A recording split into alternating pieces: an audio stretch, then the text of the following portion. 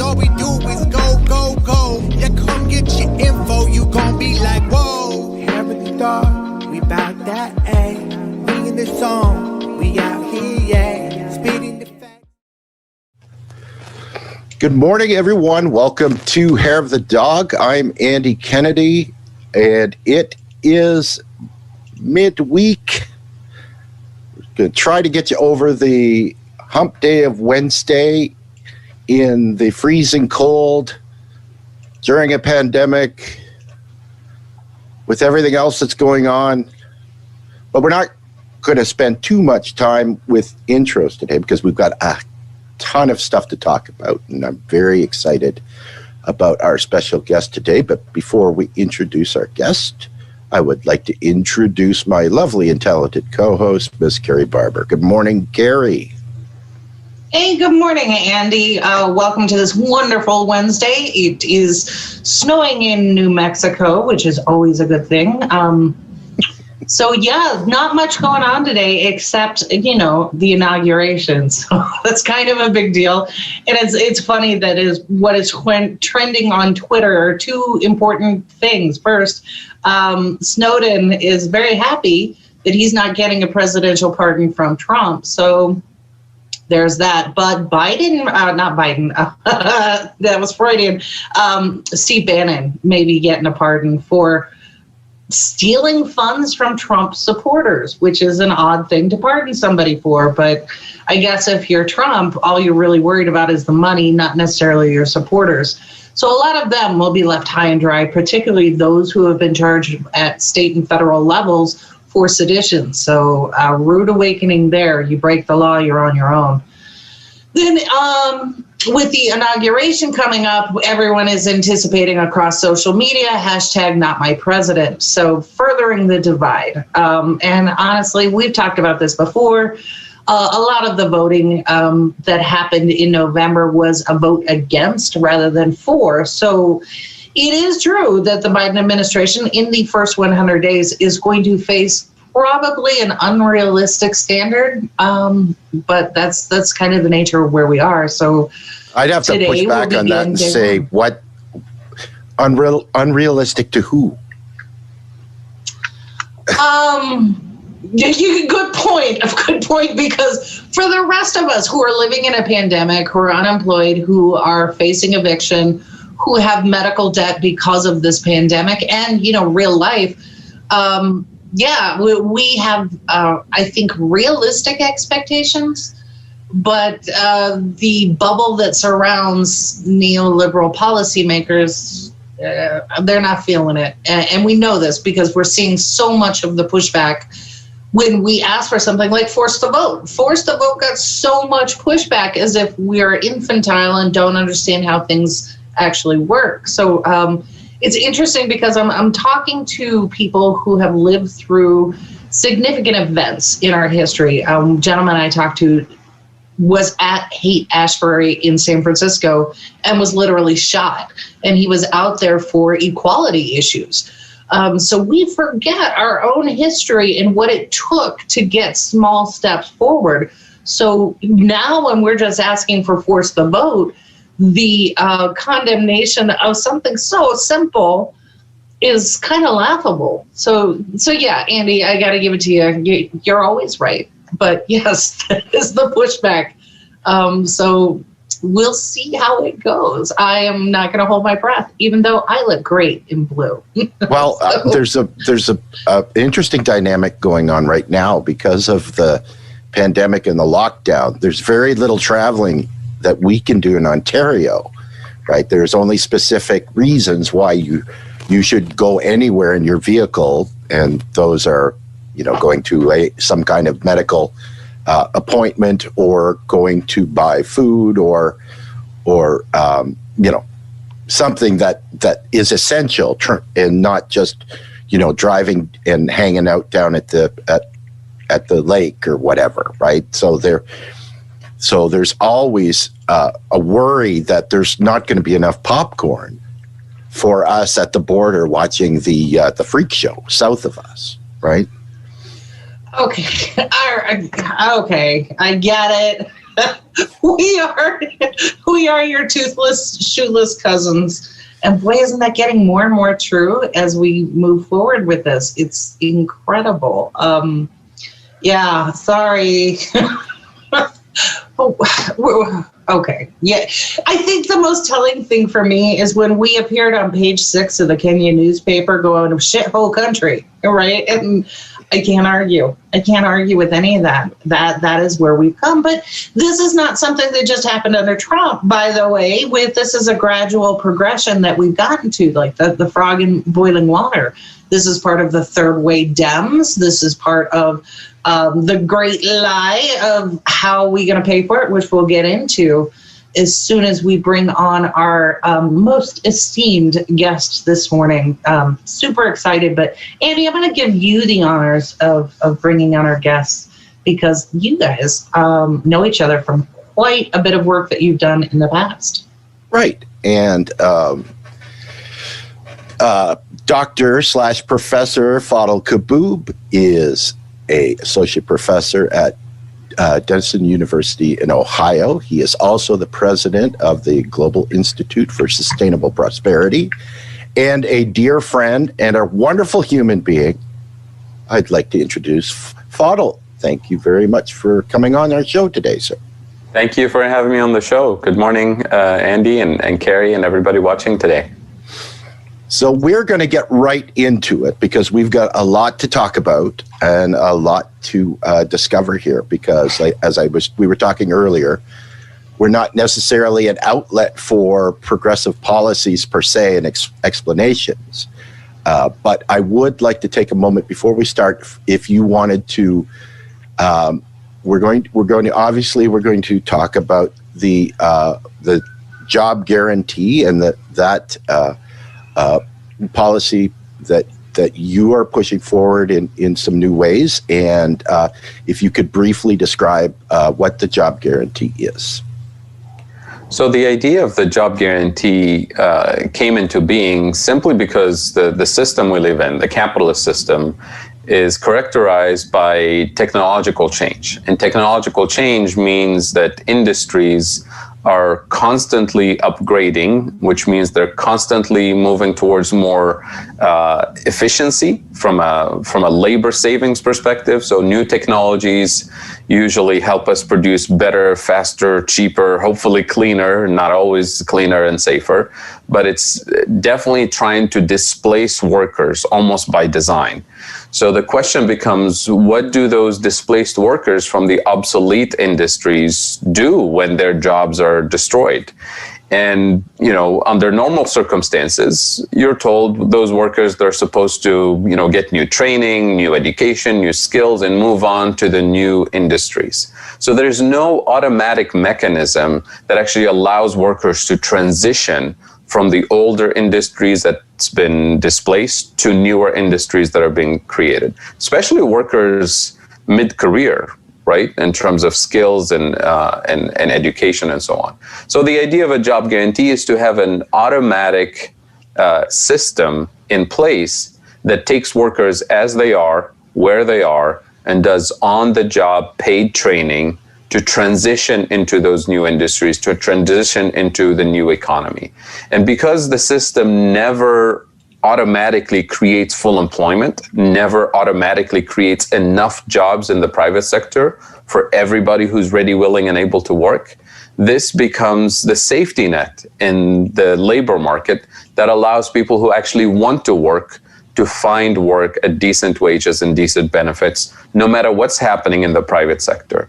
So the idea here is that we're not going to replace the private sector, we're going to complement the private sector. So private sector does what it does, right? It creates new industries, new jobs, new technology, and it hires the workers that it needs. It doesn't hire more than what a particular industry or company needs. So that leaves millions of people behind typically who really want to work. They're not people who are interested in being on welfare or going on vacation permanently or whatever some people say sometimes in the media. So what do we do when we have millions of people who actually want to work? The idea is very simple.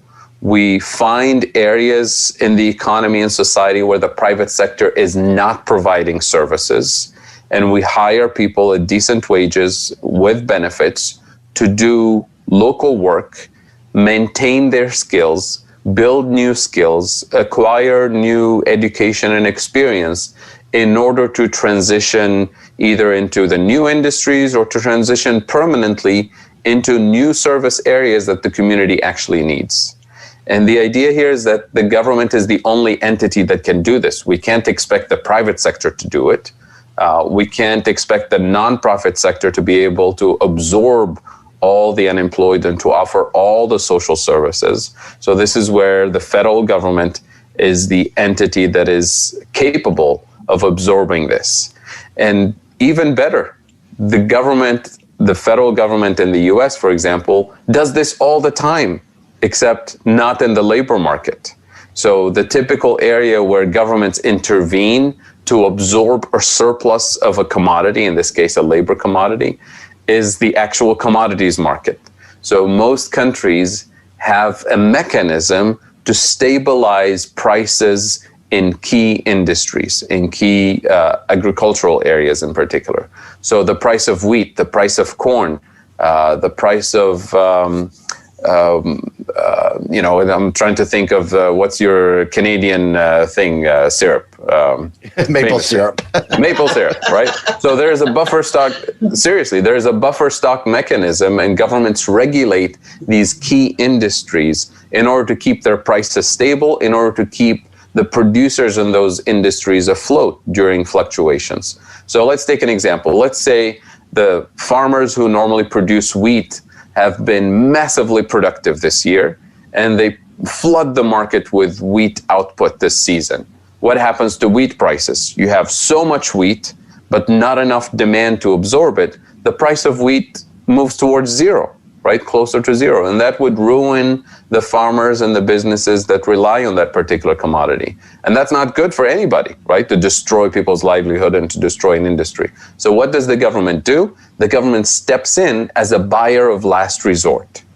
And the government will buy enough of the surplus to allow the price to rise away from zero, to rise to a reasonable level that keeps it reasonably profitable for producers.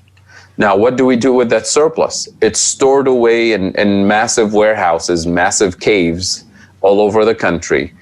And it's meant to be that buffer that the government can use during bad economic times. So let's say 2 years down the road, there's forest fires, there's floods, there's drought, or whatever the conditions are. And now wheat producers are actually not able to produce enough for the economy. So we have a shortage of wheat.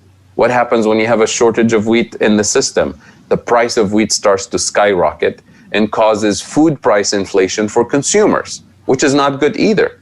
So this is when the government steps in and uses that buffer stock that's been saved in reserves and steps in as a seller of last resort to supplement what the private sector is not able to do during that crisis. And this way, the government can keep the price of wheat reasonably low for consumers to afford it, but also reasonably high for producers to stay in business. And that's what the government does. It steps in and steps out to complement the market as needed. And the idea here is price stability. That's why we call this buffer stock mechanism a price anchor. And we do this in key areas in order to stabilize prices, in order to stabilize the economy, except we don't do it in the most important market, which is the labor market. The most important market is not the market for wheat or corn or meat or whatever other commodities different countries stabilize. So it's very simple. The government steps in to complement what the private sector is not doing. So when the private sector hires millions of people and leaves, 25 million people unemployed, the government steps in and hires those 25 million people during a recession. What are they going to do? We're not going to tell them move to San Francisco, learn how to code because that's where the jobs are. We're going to tell them, you stay where you are, you do on-the-job paid training for services that are undersupplied or completely not supplied by the private sector in your community. So that, goes into areas that include environmental issues. caring for the planet, caring for kids, caring for the elderly, caring for people in general. Areas that are typically provided by the nonprofit sector, by charities, and these charities typically, they tend to be, they need funding and staff the most during bad economic times. And guess what? During bad economic times, they lose funding too. So here we provide kind of a matchmaking process at the very local level where communities will decide these are the things that we need that the market is not providing, that the state is not providing, that the city is not providing, at least not providing enough of. And these are the skills required to perform those tasks. And if the skills needed match the skills of the local unemployed population, then we have a match and we can actually get this done with funding from the federal government. And if the skills don't perfectly match the needs of the community, then this is an opportunity for on-the-job paid training. And this way we have permanent full employment no matter what's happening in the private sector. So and I'm very glad. I'm very glad that you just brought that part up, because one of the things that I think a job guarantee does is it has the potential to redefine how we think of what a job actually should be, right? Because up until now, everybody that works, with the exception of people that work within the government structure now, right, have always been defined by large corporations and businesses, right? And when people think of jobs, they think of things that are unpleasant, that are, difficult to do, and they're not supposed to be something that you enjoy, right? And so if you're relying on that system that is meant to, maximize profits, right, you're expecting those things, the people that work for them to survive. So how do we change the narrative with a job guarantee about what's defined as a job? Well, offering a public option allows us to begin the process of redefining those jobs. So, for example, if you're working in miserable conditions, low pay, no benefits, no upward mobility, no childcare provided, no retirement benefits, and in the private sector, and then all of a sudden there's a job guarantee program, federally funded, locally organized, that pays you a decent wage, pays you benefits, offers you educational opportunities to upgrade your skills, to move up the ladder over time, and pays better. Why would you stay in a miserable job when you have a better option, better working conditions, safer working conditions, pays better, right? So that forces the private sector to at least match what is being offered by the job guarantee, what is being matched as a package in terms of wages and benefits and workplace safety and condition and workplace treatment and so on. So that becomes the minimum standard that we as a society accept in the labor market. So that begins the process of redefining. I got to push back on this a little bit because I see two issues here. And correct me if I'm wrong, but you talked about it's I let's say I get laid off and I'm making upwards of $15 to $25 an hour salary worker. So if I understand correctly, the problem that I have is I can go on unemployment at a portion of my salary for 6 months to a year. If I go to this federal jobs guarantee, aren't I just making minimum wage? That's not a livable wage, right? So yeah. For me, it seems like that's going to be a major drawback. So we're pulling people down yet again.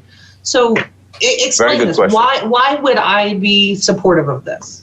So very good question. So the job guarantee that I advocate for and many of my colleagues advocate for doesn't go with minimum wage. Minimum wage in the US needs to be, should have been upgraded years ago, right? Hopefully in the next couple of years, we'll see a little bit of improvement on that front. But even if it's minimum wage, somebody who has access to unemployment benefits for 6 months they have the option to stay on unemployment benefit for 6 months if it actually offers higher monthly income than a job guarantee. Absolutely. If that's the option available, stay on unemployment. But what happens after those 6 months when that expires? There is no safety net. People are left with nothing, essentially. So this is meant to be the safety net. That's why sometimes we refer to it as the employer of last resort, right? That allows people to, retool their skills because there's on-the-job paid training. It allows them access to benefits because your healthcare benefits will be gone because in the U.S. these are attached to your employment. So a lot of people lose their healthcare benefits once they're unemployed. So all of these things allow us to have a basis that we start with in terms of what a decent quality of life at a minimum. The other thing to keep in mind is that when we have a permanent full employment program, like a job guarantee program, it creates a whole different macroeconomic reality in the sense that businesses who are about to plan an expansion, for example, expanding, opening a new store or expanding their production, they face the uncertainty of the future. And the uncertainty of the future is about, will I have the same level of customers or more customers in the next 6 months, 2 years, 3 years? We simply don't know. We can't predict the future with perfect certainty. And the level of expected demand as a result, it will be the level of expected profits for a particular company, depends on how many people will actually maintain their jobs in 6 months and 2 years and 3 years. And we simply don't know that. It's uncertain.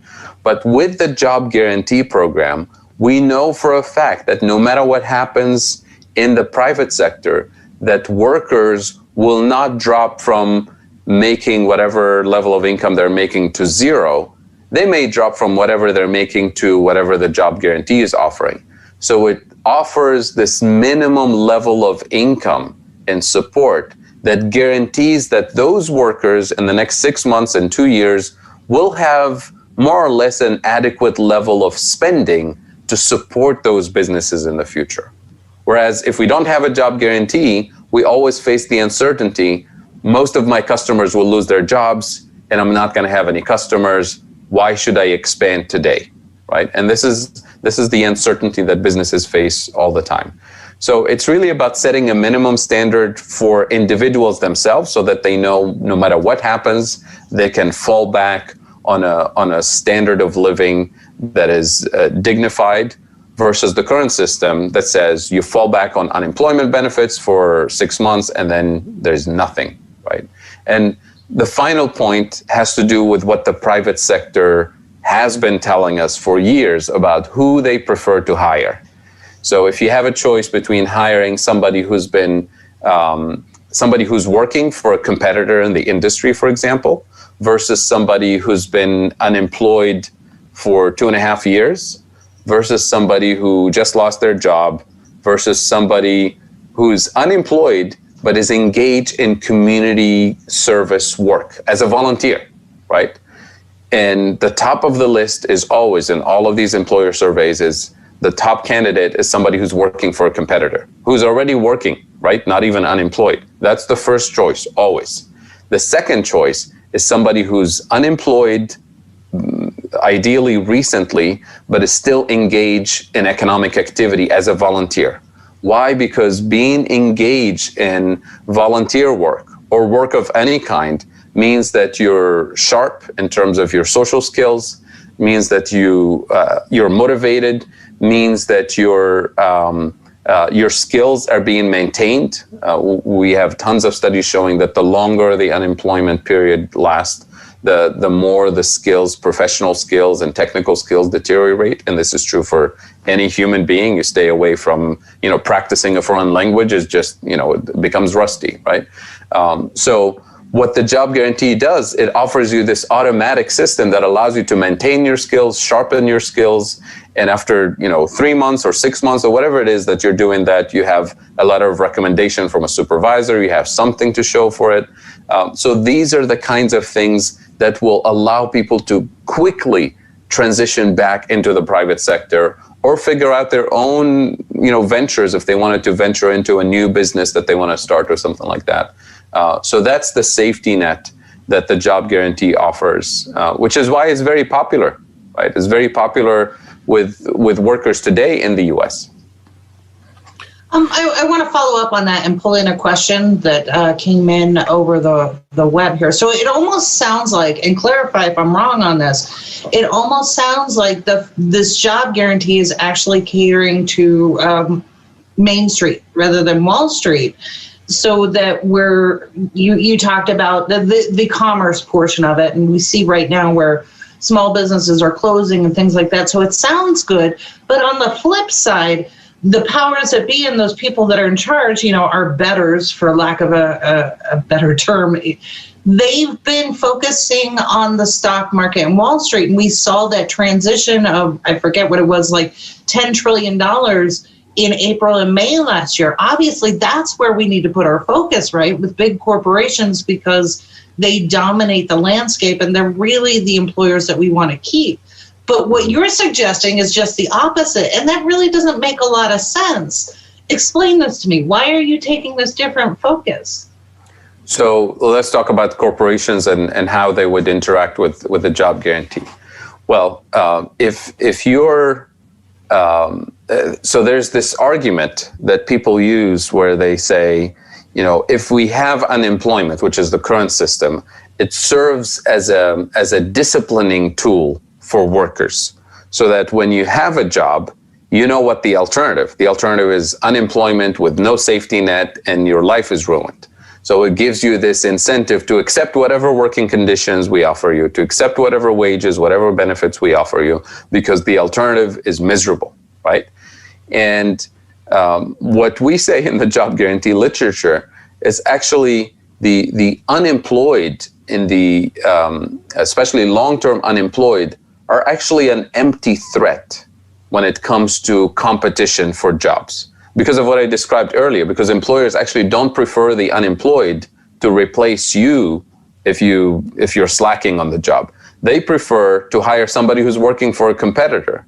So when we have a job guarantee system, it actually lifts up the standard for everybody, because now if you're not performing on the job in the private sector, there is actually a more serious threat for your job, which is somebody who's doing a job guarantee program, who's actually up to speed with skills, with professional performance, and is actually a potential replacement for you on the job. So if anything, the job guarantee lifts up the standard in terms of productivity and performance, because it provides a pool of employable, ready-to-go workers, as opposed to the current system, which provides potentially a large pool of what they call unemployable workers, because they've been unemployed for so long, their skills have deteriorated, they didn't improve their experience, and so on. So there's that component.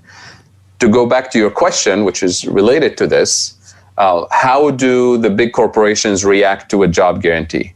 Well, on the other hand, on the one hand, they want higher productivity. They want people to be more motivated, more available, ready to go with skills and experience and training. On the other hand, they want to keep the standards low, right? They want to keep the cost of hiring workers and benefits and so on low, which means when you have a job guarantee system in place, workers will be empowered to demand at least what the job guarantee system offers in terms of benefits and safety and standards, if not more. And of course, based on skills, based on experience. So everybody will have to raise the level of wages and benefits and workplace conditions to at least match that.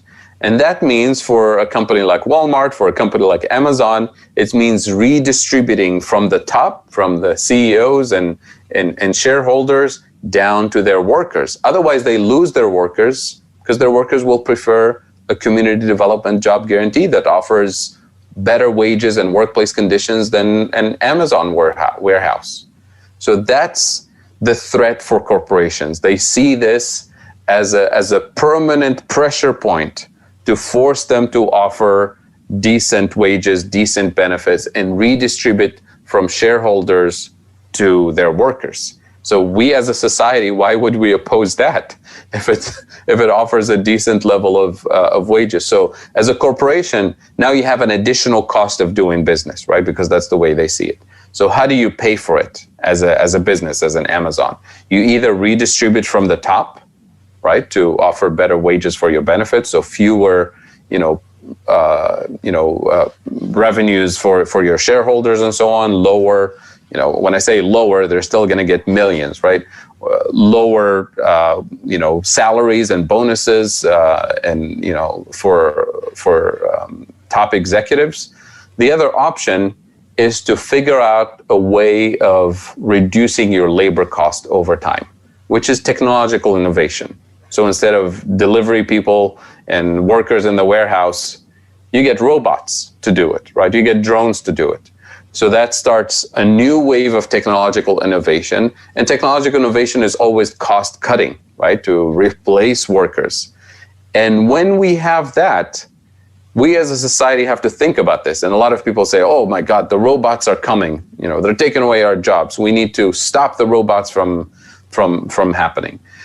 And this is not a new thing. This has been going on from the beginning of the Industrial Revolution.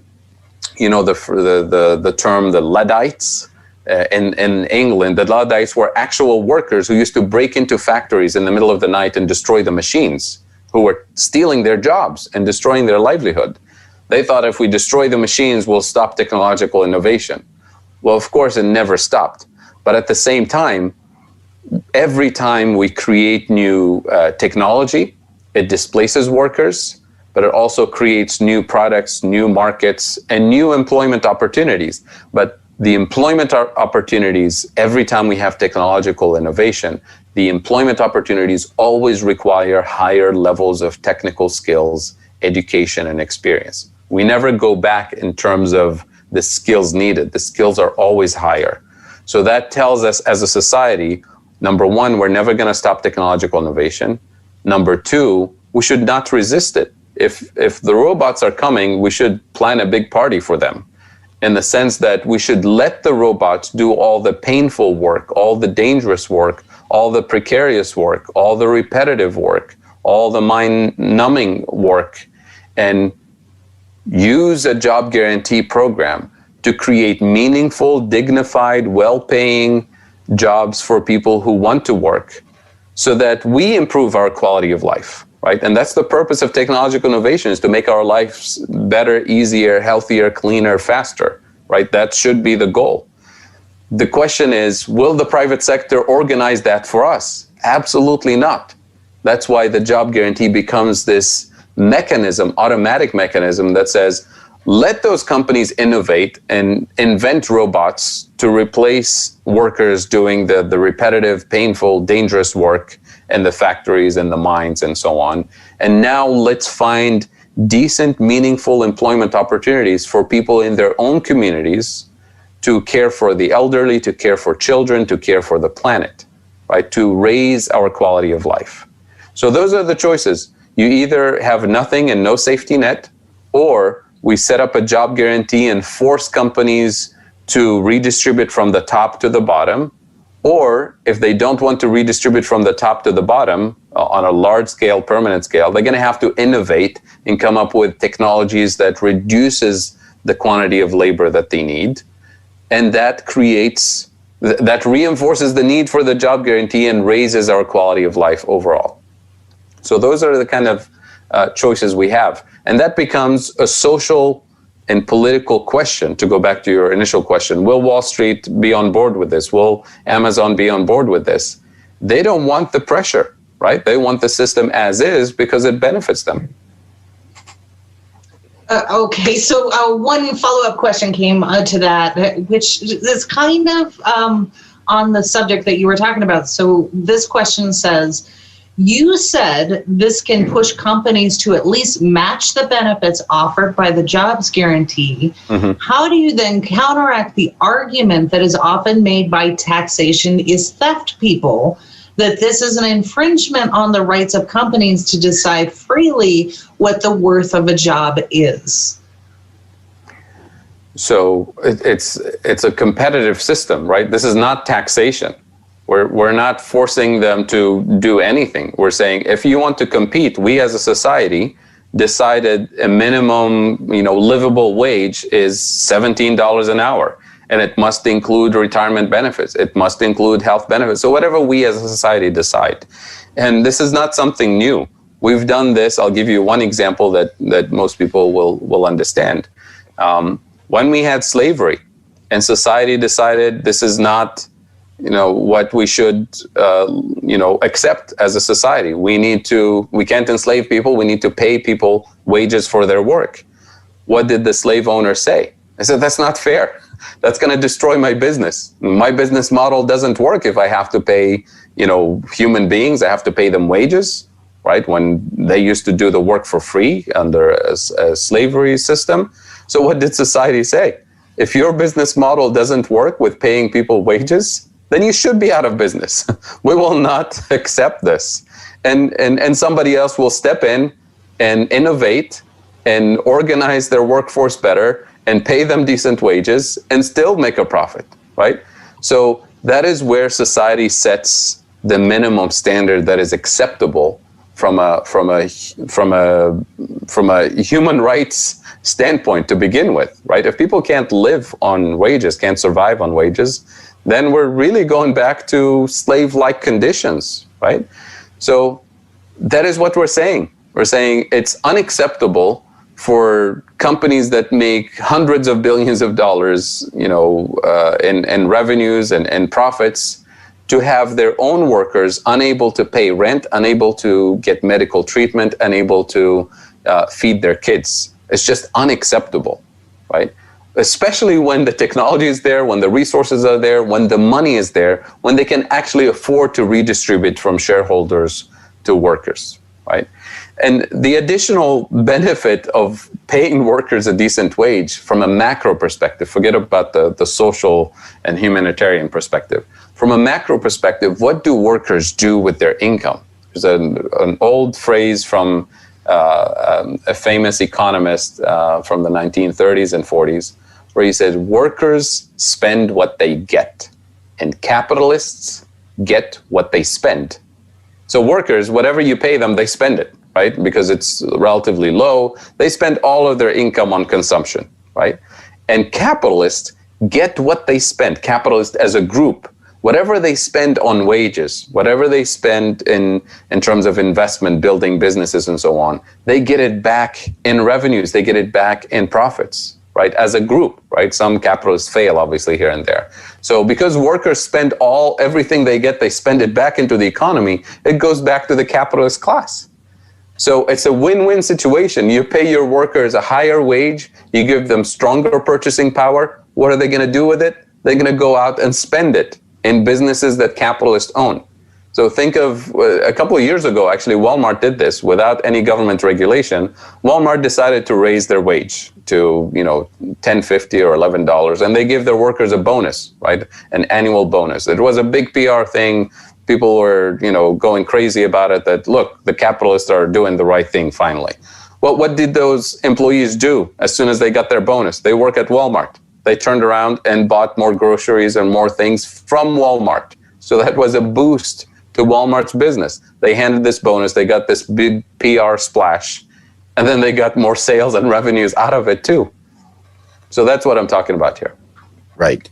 Now, in 2008, when the great financial crisis hit, and this was all due to, the market crashing and the predatory lending that was happening, the fraud and the corruption in the banking industry and the housing market and mortgage houses and all that stuff, tens of millions of Americans lost their jobs, lost their homes, lost their health care. It was a horrible time in the history of the United States in that time. Imagine what would have happened had a job guarantee been in place when that happened, right? Exactly. I mean, it's so the job guarantee is not a silver bullet that's going to solve all of our problems, right? But it means that you don't have to go on food stamps. It means that you don't have to starve. It means that you don't have to become homeless because you have no source of income to pay rent. So it means that you can afford healthcare. It means that your kids can still enroll in after school programs and summer camps because you have, access to a job and it means also you can, withstand the recession, the length of the recession, by allowing you to build new skills, retool, reorient your professional career, without having to, worry about, well, if I go to school, I'm going to get student loans and I have no income to support my family. It's just not an option, right? So when you're unemployed, you have no opportunities, very little in terms of opportunities to retooling and reorienting your skills, especially if you have a family, right? If you're young and single, you can say, well, I'm going to go to school for a couple of years, try to, muddle through with student loans or something like that. With a job guarantee, you don't have to do that because you have that guaranteed employment and it's flexible. It's not necessarily full-time for everybody. Some people need it full-time, some people need it part-time. And it does include on-the-job paid training, including access to community college, classes to allow you for technical and vocational training and so on. So a question came in, and I think this is relevant because it almost sounds like, not that this replaces a UBI, but it's like the productive example of what a UBI could be. So you're not just getting a check, you're actually working for it, developing skills and adding to GDP. So the question came in, what about somebody who stays home and takes care of an elderly family member or a child? How is this going to affect them?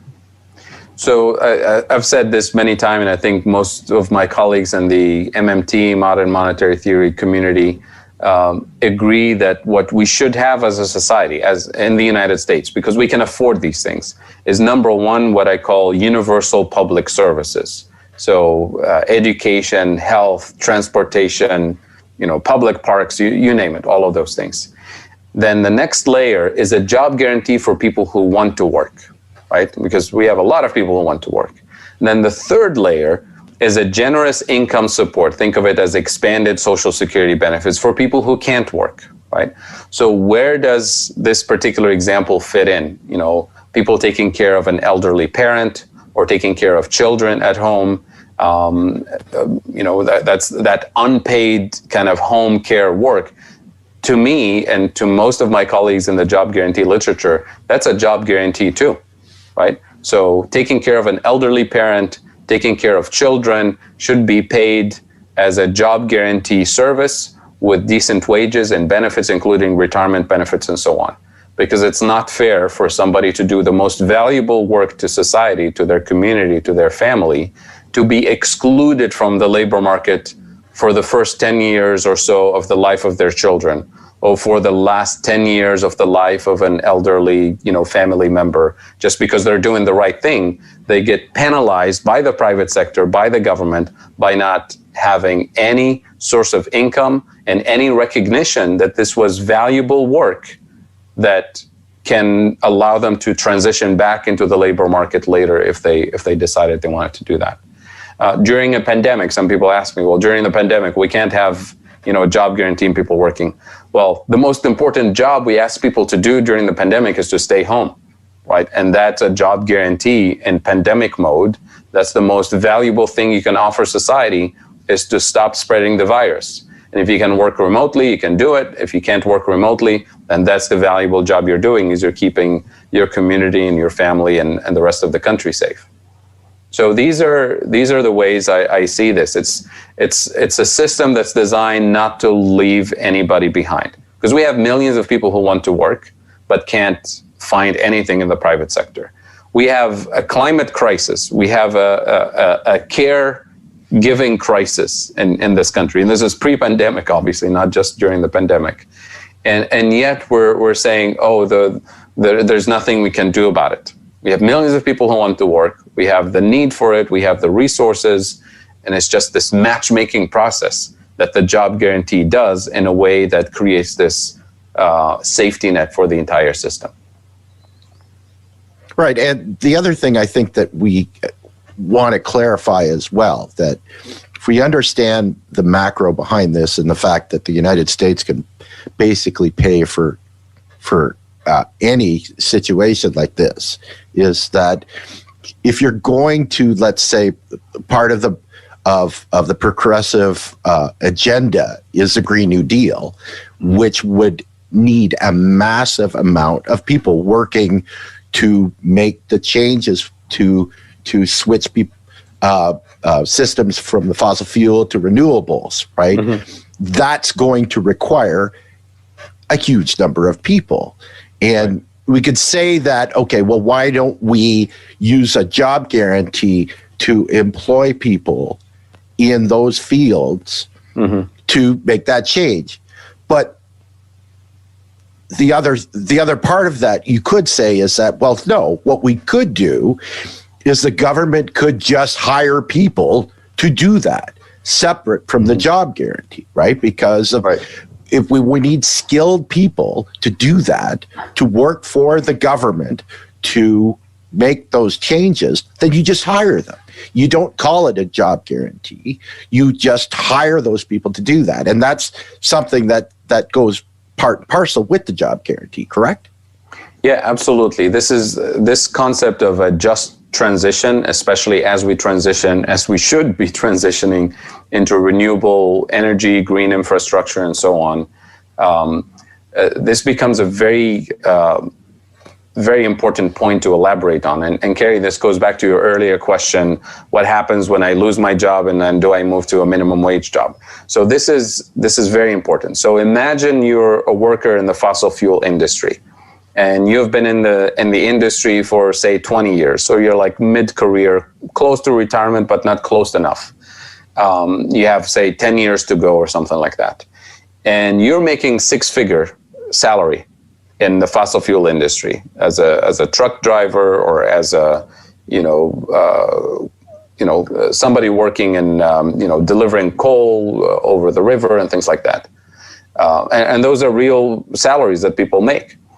And then some people in the Green New Deal community say, well, we're going to have a just transition for you, and it's going to be a job guarantee in the community development space, and it's going to pay $15 an hour plus benefits, right?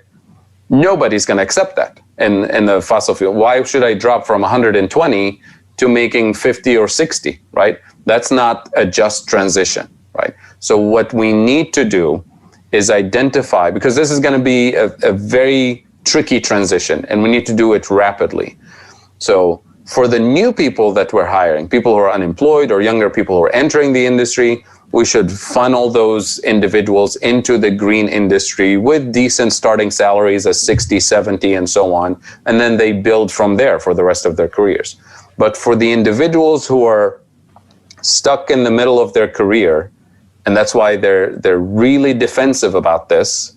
They're not against clean air and clean water and better paying jobs for everybody, but they're saying, how about us? We make 120 a year, and you're dropping me to a 60 or a 70. I'm not going to accept that. So those labor unions typically align their economic interest with the interests of the fossil fuel industry. But their personal and social and humanitarian interest is with the environmental movement, obviously, with the rest of us. So how do we guarantee a just transition and accelerate the transition without throwing those individuals under the bus? Because this is another thing they say. We've been promised things before, and workers typically get thrown under the bus. So what we need to do is have the federal government guarantee that transition with the same salary and benefits package. Doesn't have to be just salary, but retirement benefits, healthcare benefits, whatever additional benefits are included. Say we're going to guarantee this transition if you move from the fossil fuel industry to solar or wind or other industries that we're developing under the Green New Deal. And we're going to grandfather in those individuals with current levels of wages and benefits and so on, so that their economic security is guaranteed until retirement and post-retirement. Then we worry about the younger people who are entering the industry. As those fossil fuel jobs get eliminated, they're early in their career, they're gonna be offered the newer jobs in the greener industries with a much broader benefits package, which includes health, which includes education, which includes childcare, which includes retirement benefits. Because with the Green New Deal, we're redoing the entire socioeconomic ecosystem that goes with the job, right? So I think that's the fairest thing, and it's not reasonable to expect that businesses are going to do this for their workers. They're not going to do it unless the federal government, applies pressure and foots some of the bill to make sure that none of those workers are thrown under the bus and told, well, here's a $60,000 job, take it or leave it. So this almost sounds like, this is a bad example, I get that, but it almost sounds like the FDIC deposit insurance for banks that the government guarantees is now that same principle being applied to wages for the private employee. So that's not a bad thing. But then the pushback on that is when we saw the advent of Obamacare and ACA, you had the federal government pledging 90% of the cost for expanding Medicaid within the states. And you had state leaders say no. So all of this sounds great. Yeah. It's not already a plan for a reason. How are you going to overcome the obstacles? So in the U.S., we have this, hodgepodge system of unemployment insurance that differs from state to state. And we've seen this in recent months with the pandemic, when the federal government wanted to step in and provide additional unemployment benefits. It was a tricky exercise to figure out which state does what and how much. Same thing with healthcare, the way we provide Medicare. It's these things that are funded by the federal government, but then organized or applied differently in different states. We need to have, we need to have a coherent, smooth, consistent mechanism for the jobs transition, for healthcare, for all of these benefits, for unemployment benefits and so on. So the fact that it was done that way during the pandemic, it was done that way during the transition to Obamacare, should mean that we should double our efforts to eliminate those inconsistencies. Otherwise, it's going to be people, thrown under the bus and suffering the consequences. The good news is that the workers in the fossil fuel industry, at least in mining, for example, it's a relatively small number of people for the size of the U.S. economy. So we're not talking about dozens of millions of workers. In coal mining, we're literally talking about less than 50,000 workers, in a few states. So we have to, micro-target where this economic activity happening and where that transition is going to be the most painful for workers, and make sure that the transition happens in a fair and just and dignified way. It's going to be more challenging in the trucking industry because it's all over the place and it's lots of workers and so on. But it doesn't mean it's impossible, right? Guaranteeing the transition. The other thing is that we're not going to get rid of trucking in the next 3 months, right? It's going to be a transition. We're going to have to build the alternative infrastructure for it. And that alternative infrastructure will have to absorb quite a bit of the trucking business. And then again, it's going to vary based on, how far are you in your career? What's the overall benefits package that you get right now versus what you get under the new program? So you may be making 6 figures in terms of income, but have very little in benefits in terms of health or retirement or educational benefits. So we can compensate. So under the new system, you may be making 95, but compensated with more generous benefits and support system, right? This way, the overall, quality of life transition is comparable when you compare the full package. And there's also, we wanted to mention that it's not just those industries that are going to potentially change, right? When we talk about progressive policies, there's an entire, industry of people that work in the healthcare or the health insurance industry, right? That billing and paperwork, right. That if we're talking about advocating for Medicare for all, that all of those people potentially could lose their jobs, and so that just transition also, will be a safety measure for those people as well. Absolutely. And so the key industries are fossil fuel and healthcare, but all industries are always on the table because technological innovation always requires higher levels of skills and education, always moves towards labor-saving technology.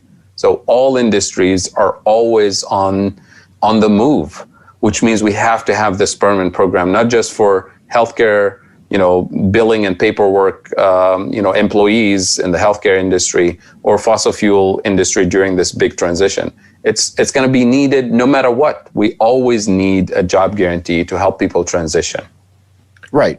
We've also seen that typically when people lose employment, or you have like rural communities or small towns where a factory that's employed the majority of people in those small areas shuts down, all of those people become unemployed. There's no jobs for those people in the private sector anywhere near, and so there's a move towards large cities where most of the jobs can be found anyways, right? Right, and so it's a domino effect, because then what happens to those small towns, because the way we fund school districts, because of property tax values and so on, that becomes a downward spiral for those small communities with no jobs, no income, no resources for the schools.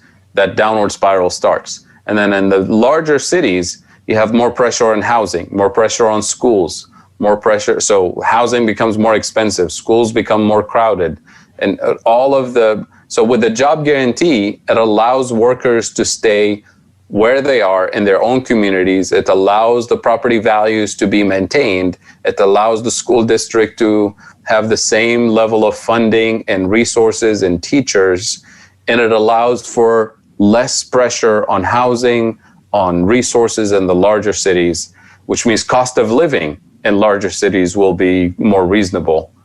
And cost of living in rural areas, which is attractive, becomes an advantage for smaller cities to attract business, to attract economic activities, or to attract teachers and doctors, because you have the resources, you have the income in the community, so that you have nicer restaurants, so that you have better entertainment and better after-school programs. And that's what attracts families and communities, right? Especially for workers who can do remote work, who can be working from any city. And we've discovered this during the pandemic. A lot of people moved from the big cities to rural areas, or moved back home, right, to their family home or whatever, and they can still do their work. Now imagine if those same workers who are now working remotely from a small rural area in Ohio instead of New York City, imagine if they actually have, a community where there's entertainment and restaurants and schools and after-school programs and broadband infrastructure and a great hospital system. They're going to think twice about moving back to the expensive city, to the crowded areas, for a variety of reasons, right? And that allows us to depressurize the entire system and kind of stabilize economic activity across the board, as opposed to having these handful of larger cities where the opportunities are, and then a downward spiral of economic insecurity, which feeds into fewer resources for schools, which feeds into the opioid crisis, which feeds into so many other problems that we see all over small towns and the deindustrialized Midwest, in particular, where I live here in Ohio. And imagine having the ability, if you are in a lousy job, or you had to move because of your employment, or you're in an abusive relationship and you're locked into a situation where you can't leave because it's expensive to move. And if you want to move to a different place, when you get there, you have to find a job. Imagine if we had a job guarantee where it didn't matter where you were in the U.S., that the federal government guaranteed you a job wherever you went to. That would allow people to leave situations that were bad or abusive or things like that. Absolutely. And I'm glad you mentioned this, because the other thing that the hidden cost of unemployment is massive, and it's hidden because most of us don't usually think about it. But there's tons of studies, not just in the US, all over the world, that show that every time we have high levels of unemployment, we have high levels of depression, anxiety, suicide, domestic violence, child abuse, crime, and additional costs for prisons and courts and police and guards and all of that. So all of what the job guarantee does is not going to solve all of those social problems, but it will substantially reduce the cost, the hidden costs, financial costs, but also emotional cost, emotional pain to individuals and communities and societies. So that's the massive, benefit of the job guarantees, in addition to the macroeconomic effects, the productivity effects, and all of that. It's just the quality of life effects. And when people say we can't afford it, it's too expensive, you start crunching the numbers for the cost of incarceration, the cost of the opioid crisis, the cost of domestic violence and child abuse and all of it, just financial cost. And it turns out that the job guarantee is actually dirt cheap compared to what we're already paying, right? So we're already paying for all of these costs. What we're saying is, let's pay less and get more of social and economic benefits under a job guarantee program. I don't think anybody will oppose that. No, absolutely not. So, Carrie, we're getting towards the end of our show, and I've only talked about half of what I wanted to. Yeah, we've got to have you come back. And I just want to make this point because I went through, I tried to find the best objections, reasonable objections to this proposal. And I kept going back to Wall Street Journal and Forbes. That is where the biggest objectors are. And for a progressive, I recognize who they're talking to. And they're not talking to somebody like me, who is, a small business owner, disabled, and trying to make ends meet. So we need to have that conversation about where this pushback really is and what I can do. If I favor this program, and it sounds pretty good, if I favor this program, what can I do to enact this change and to start pushing back on this? And you're right, Andy, we haven't even scratched the surface. So I have to add one more thing before we close today. Otherwise, somebody's going to post this in the comments. And I'm glad you reminded me when you said small business.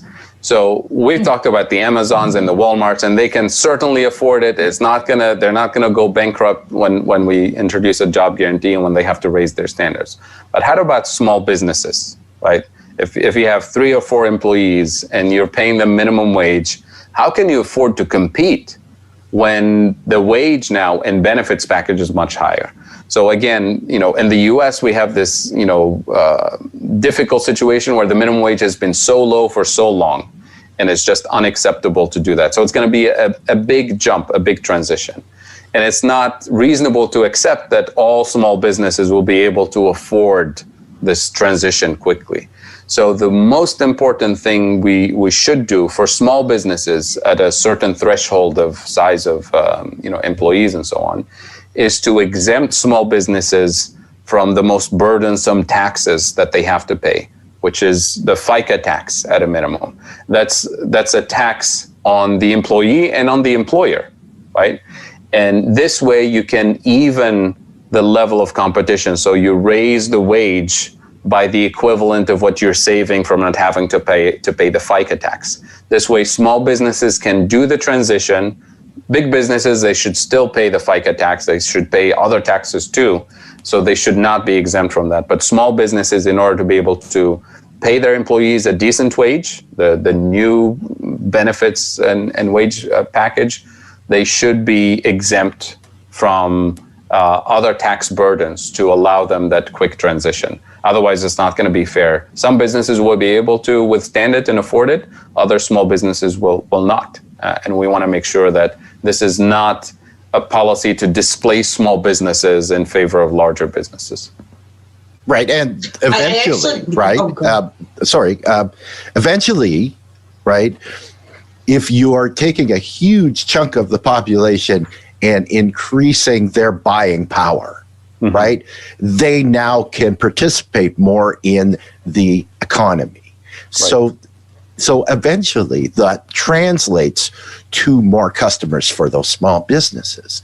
And that's the difference, right? You don't have just a small segment of the population that can go buy those products. Like if you're a restaurant owner and you have a certain clientele, well, now you've increased the number of people that can go out and get a meal, that can afford to do that. And that's the difference. All those things help to create a more robust economy in a domino effect, right? That's true in Andy. That's true in general at the macro level in big cities. But the smaller the cities, the smaller the businesses, the more painful that transition is. So I agree with you that overall, yes, it's going to produce that macroeconomic effect. But there will be, hundreds and hundreds of small businesses scattered in small towns where that effect will not kick in at full speed soon enough to save them. And that's why it's important to have this support. Yes, absolutely. Plus, we need to support small businesses anyway, compared to all the benefits we give to multinational corporations. Right, and we do know this entity that is a currency issuer, right? I think it's the federal government that can help. Yes, that's right. Yes. Well, there was actually a bill that was introduced this week that I want to talk about on Friday that actually helps further this plan by leveling the playing field. Because when we talk about the struggle between small businesses and large businesses, a small business, a mom and pop restaurant, doesn't have $100,000 to give to a senator running for office, but Amazon does. This bill is actually circumventing Citizens United. It was introduced in the Senate. So I want to talk about that on Friday with our audience, because that is also pulling the rug out from under Citizens United and the imbalance that we're seeing with global corporations literally buying our representatives in Congress, and those representatives being told to take a program like Federal Jobs Guarantee or Medicare for All and set it aside. So I think all of these things are starting to come into place, and they're scattered about, but we can see them coming on the horizon, which is positive. So thank you so much for coming, and I'm definitely going to put you on the spot and get you to commit to come back. Happy to do it. Thank you for having me. Excellent. I so appreciate it, because I think you and Andy alone could go on a 3-hour rant, and it would just be fascinating to listen to the two of you go back and forth. And I really appreciate it, because as the questions were coming in, you couldn't see them, but you were answering them one by one. So it was perfect, and really appreciate it. So not just the jobs guarantee, but so many other policies and the good work you're doing. As well as the article that you just had published on the Green New Deal. So we posted a link in the chat, and we'll do it again so that everybody gets a chance to read it, digest it, and then when you come back, we can, maybe push back a little bit and have a better understanding of what that article was about. So that would be great. Happy to do it. Thanks again for doing this, and thank you for having me. Yeah, absolutely. Andy, closing thoughts? I have a podcast to edit, so we better get the heck out of here. Okay, all right. So on that note, we've also included a link to the Macro and Cheese that Andy is working on that actually features Dr. Kaboub in that episode. So go and listen to it and help Andy out on his viewers on that front too. But from all of us here at DLF, thank you so much for tuning in to Hair of the Dog this morning, and we will be back on Friday post-inauguration. I definitely want to talk about that new bill that's coming in the Senate, what you can do to forward that kind of information to your neighbors and help get something like that passed. So thank you, and enjoy your Wednesday.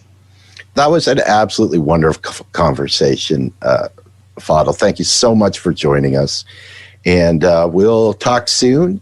We'll see you in a couple of days. Take care, everyone. We bout that, ayy. We in the zone, we out here, yeah. Speeding the facts, how it's supposed to be. Hair of the dog, we keep it neat, G.